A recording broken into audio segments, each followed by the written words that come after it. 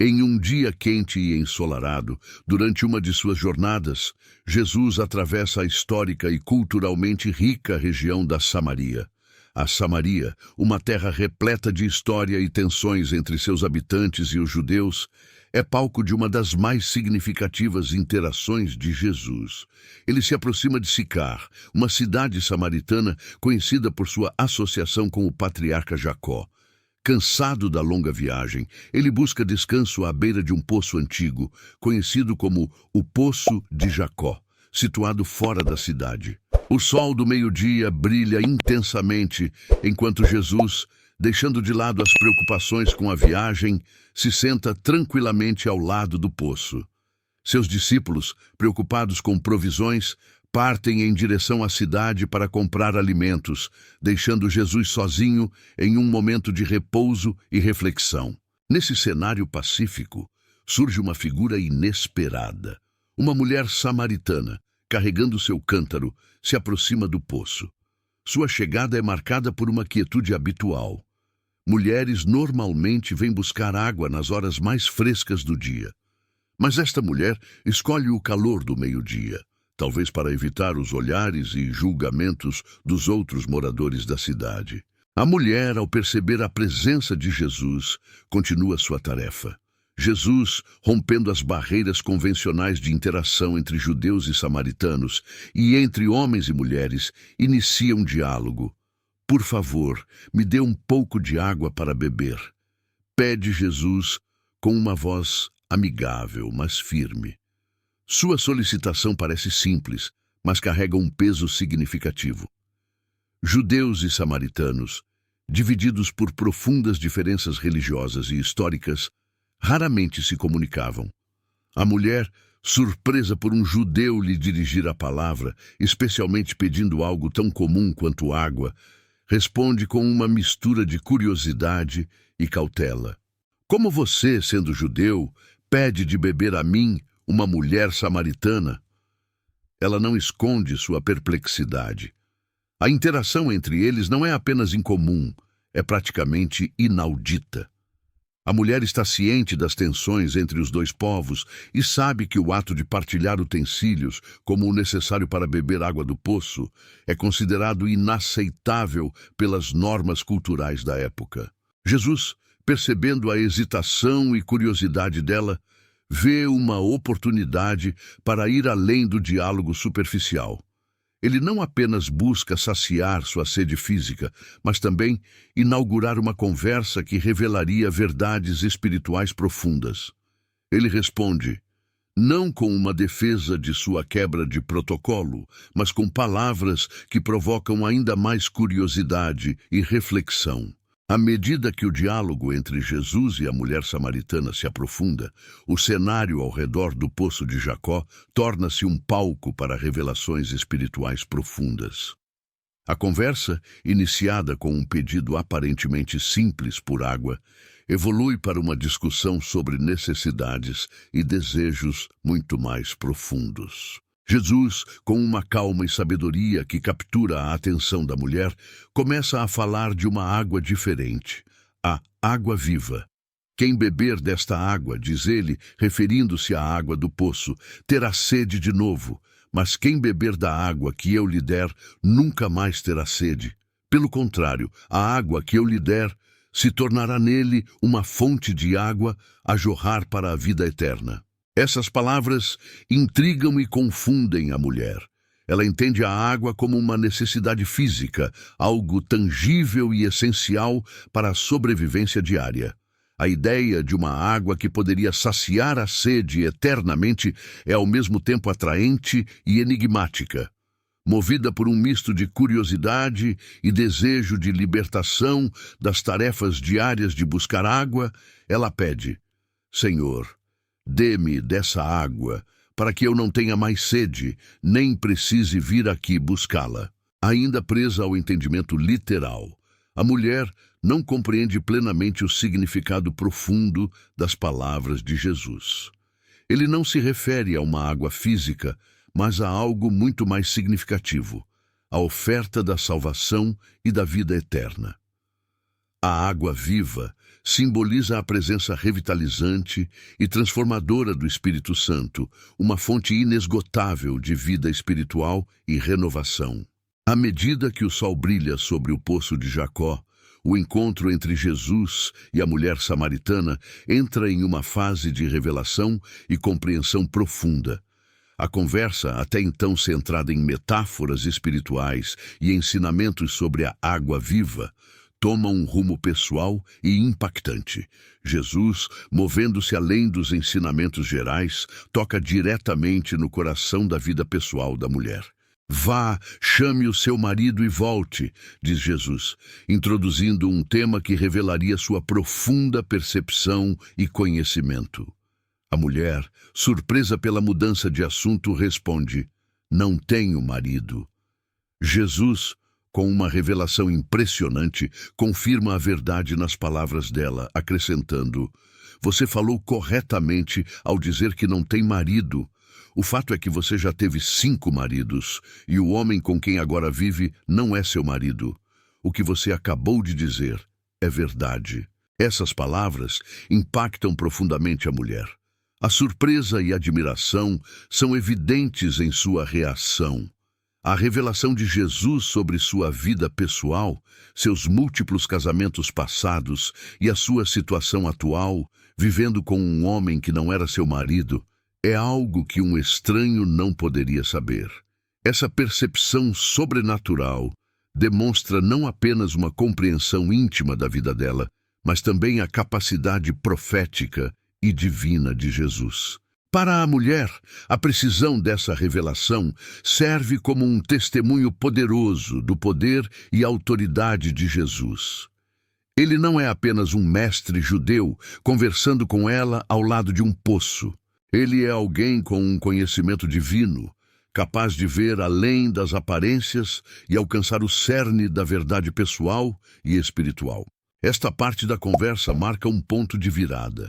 A mulher começa a perceber que está diante de alguém extraordinário, alguém que pode revelar não apenas os segredos de sua vida, mas talvez também as verdades mais profundas sobre Deus e a fé.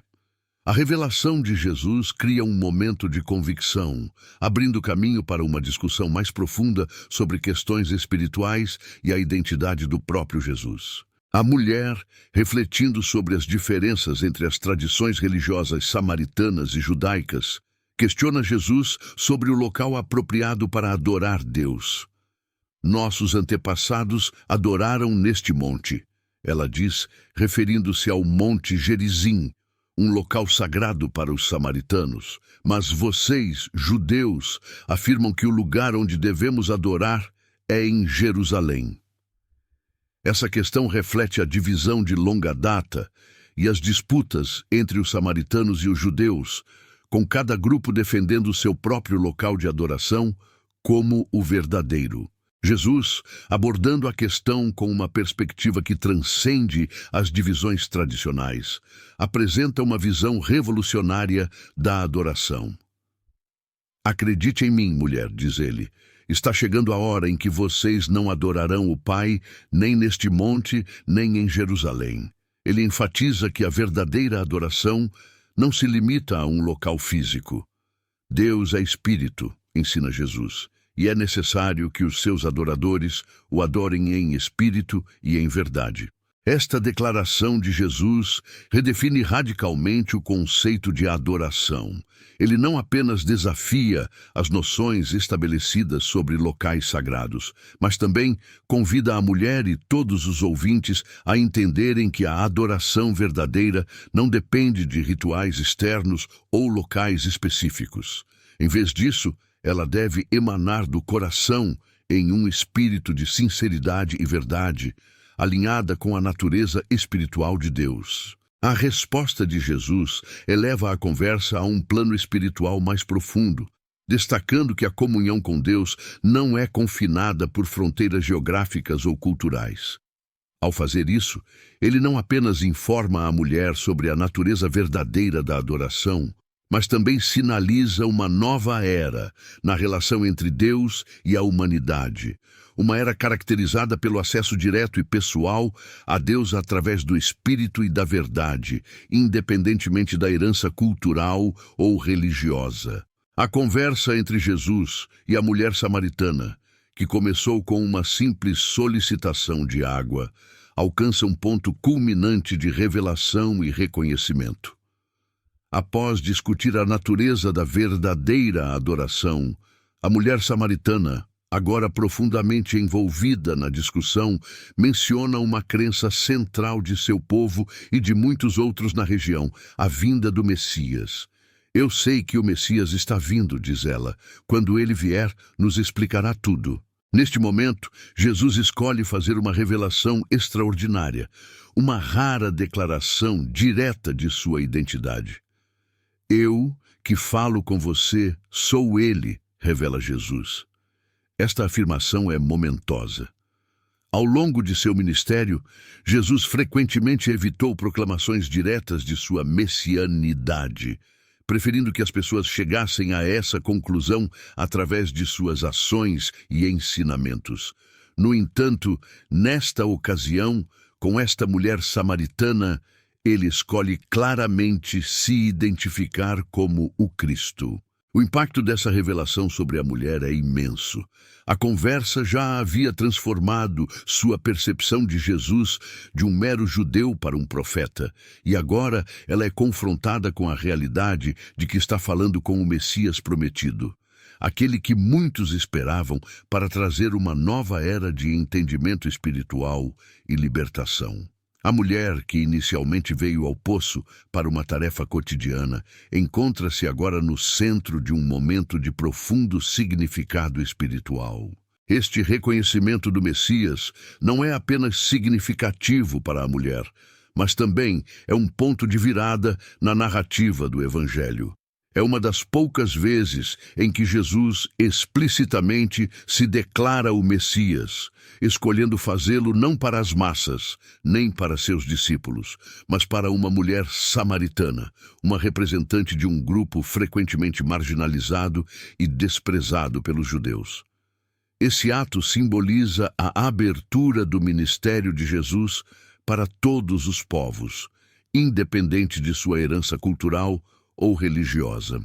O encontro transformador da mulher samaritana com Jesus no poço de Jacó culmina em um ato de impacto e testemunho que reverbera por toda a sua comunidade. Profundamente tocada pela revelação e pelos ensinamentos de Jesus, a mulher se vê compelida a agir. Em um gesto simbólico, ela deixa para trás seu cântaro, o mesmo que a trouxe ao poço para um propósito mundano, e retorna rapidamente à cidade. Este ato representa uma mudança significativa.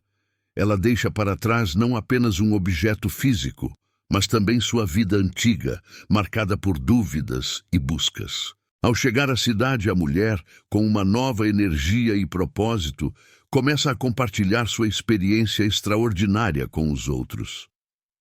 Venham ver um homem que me disse tudo o que eu já fiz, ela anuncia. Será que ele não é o Cristo? Sua mensagem é direta e cheia de admiração. Ela não oferece uma teologia complexa ou doutrina elaborada. Em vez disso, seu testemunho é pessoal, honesto e profundamente humano. Ela fala de um encontro que mudou sua vida, de um homem que viu através de sua história e ofereceu esperança e renovação. O impacto desse testemunho na cidade é imediato e poderoso. Os moradores, movidos pela sinceridade e urgência da mulher, são levados a sair da cidade e ir ao encontro de Jesus. Eles vêm para ver por si mesmos o homem sobre quem ela falou tão apaixonadamente. O resultado desse encontro coletivo é notável. Muitos samaritanos da cidade, após ouvirem os próprios ensinamentos de Jesus e passarem tempo com ele, passam a acreditar nele. Não é mais apenas por causa do que você disse que acreditamos, pois nós mesmos o ouvimos e sabemos que este homem realmente é o Salvador do mundo, declaram eles. O testemunho da mulher, inicialmente baseado em sua experiência pessoal, abre caminho para uma revelação e fé mais amplas em sua comunidade.